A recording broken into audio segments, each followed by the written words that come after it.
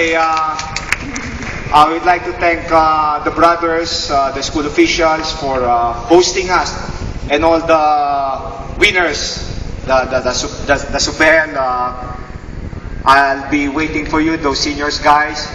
But right now, looking at David Webb, I think he will have a hard time learning the place because he cannot even follow the dance step.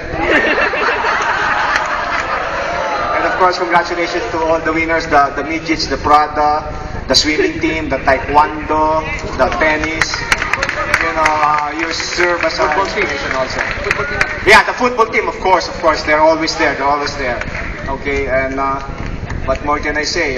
Coach Franz, how about for all those who have been waiting who were waiting last season to see you guys back here?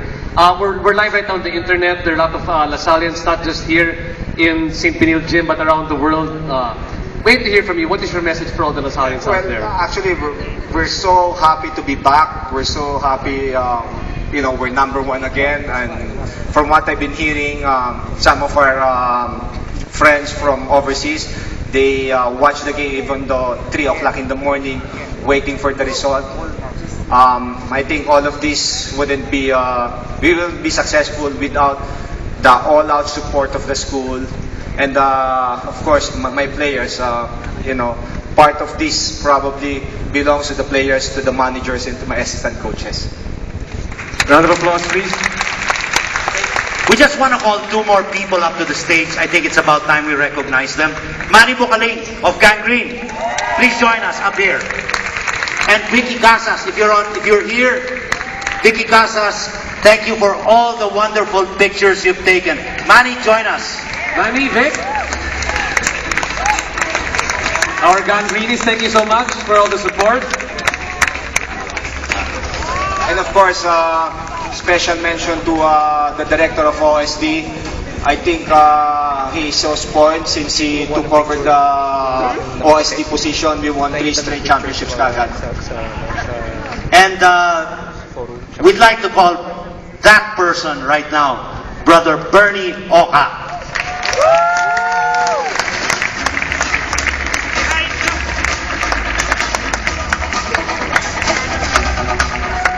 The limited edition of the storybook of the championship has really been the generous courtesy of Vicky Casas, who did all the photos, and ArcherPride.com. So tonight we would like them to give the players their players' copy of this limited edition. So can you just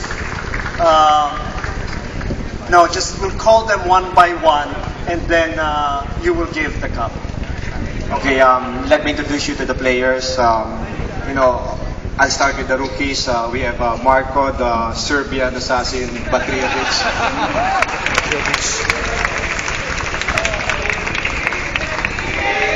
Yes! Of course, Ferdinand Lasal.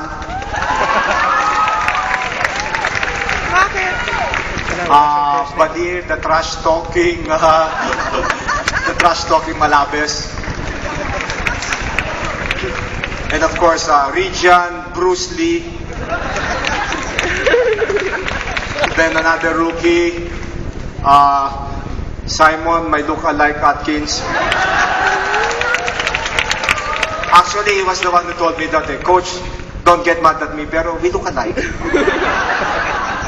Anyway, we have here James the Snake Mangahas.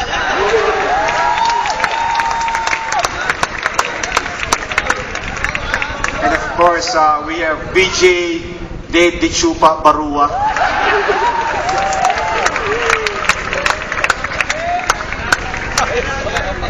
We have Kish the Scholar ko. In case you don't know, he's a Dean's Lister.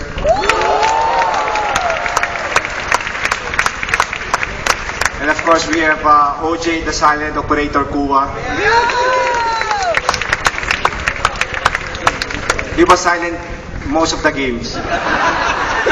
Anyway, we have PJ, the Champuk, Walsham.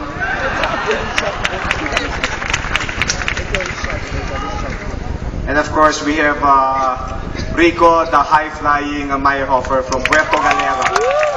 Kamusta kayo dyan, Puerto Galera?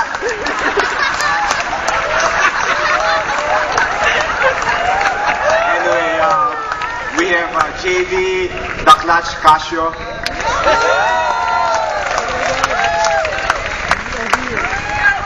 And of course, it's sad to say it, but they're graduating. Anyway, Cholo, the lover boy, Villanueva. I don't know why. You better ask him why. And of course, Tyrone, the presidential awardee, super senior tan, the captain. Did I forget anybody?